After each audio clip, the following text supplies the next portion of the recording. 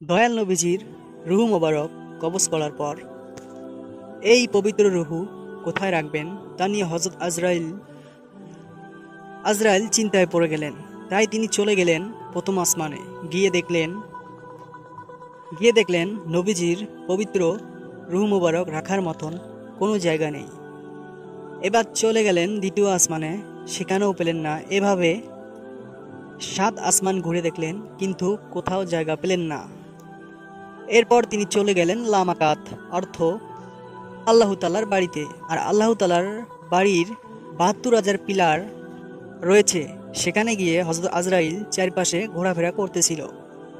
হঠাৎ আল্লাহ তাআলা জিজ্ঞাসা করলেন, হে আজরাইল, কি ব্যাপার?